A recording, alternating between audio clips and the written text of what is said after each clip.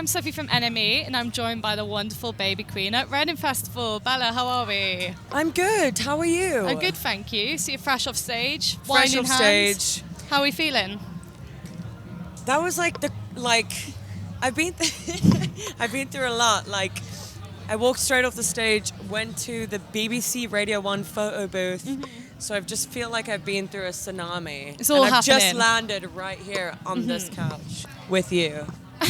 Where you're meant to be. This is where I belong right now, for real. Exactly. And I'm loving these friendship bracelets. Are they from fans? These are from fans. People always bring like a bracelet to a show, and then when I go out to the front, I collect them. That's so cute. But, then they get recycled and I lose them. Sustainable. But I love them. For how long they're on my arm, I love them. Yeah. And what's sort of like the maddest gift you've ever had from a fan? I see on socials that I always bring in flowers and fun things to shows, but have you ever had something quite weird? The weirdest gift. Well, there was a period of time where I would only get, from fans, I'd only get like Jodie Comer themed merch. Of course. And like, it would be like a Jodie Comer pillow. And a Jodie, it was like, for a while I was like, wow, am I insane? My whole flat was just like filled with Jodie Comer memorabilia. But that was a weird time of my life. Definitely. They've stopped, they've chilled out a little bit. Just a little bit. They've chilled out a bit, yeah. And speaking of your fan base, in recent years, obviously, you've sort of adopted a whole new wave of fans through the friendship that you have with the Heartstopper cast and featuring in that. Yeah. What has that sort of new relationship and fan base meant to you? It's been amazing, it's like something that I had no idea when I stepped into Heartstopper what it would ultimately become and just how many fans there were. So it was a real surprise and roller coaster, and they're really amazing, accepting people. So I kind of feel like it's just been another step towards me being able to accept myself more. It's a really good group of people to surround yourself with. So. And they've played a huge part in your forthcoming debut album as well. I mean, Alice Oseman, right? She designed an alternative cover to your album. What was that like for you, and sort of relationship that you've built with the team there? It's just been this very sort of natural thing where they found my music, they found Infinite Religion. The classic.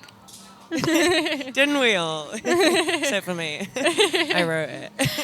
But they found Patrick, the producer of the show, found Infinite Religion, and they just felt like Baby Queen, the sound of Baby Queen was became sort of synonymous with the show in a way.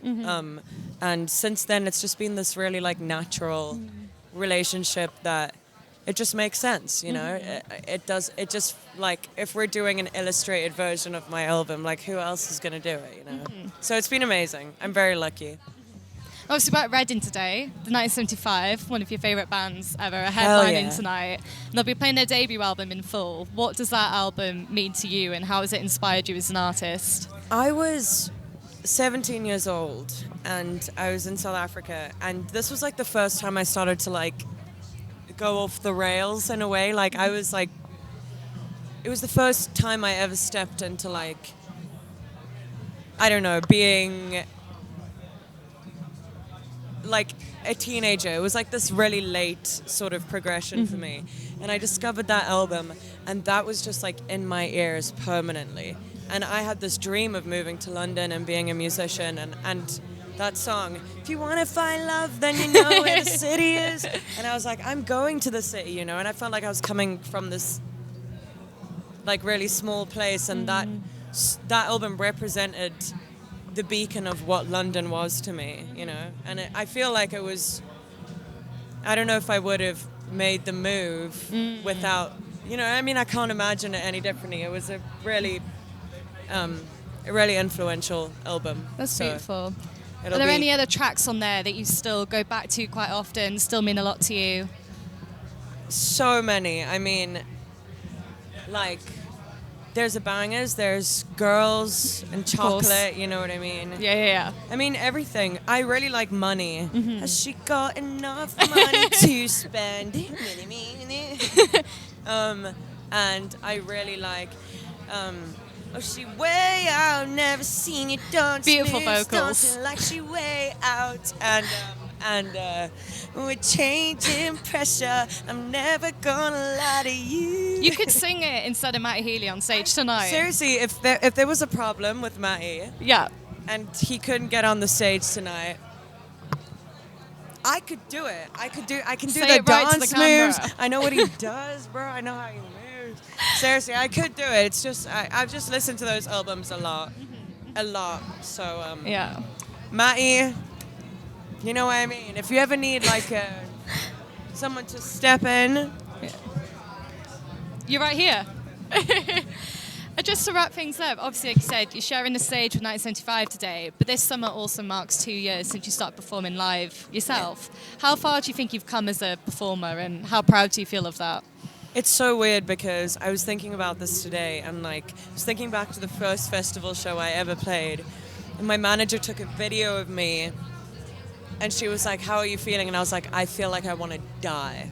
Like, this is the worst feeling in the world. I hate this. I don't want to go on the stage. And to get to a place where you're, like, playing the main stage at this festival that's just, like, it's like a really big deal for me. Yeah. And to be on that stage and have, like, a sense of calm and of, like, I know what I'm doing because I've done it so many times. It was really special. And it was, it was like it was an amazing, I think I probably will never forget that moment, you know? So it was dope.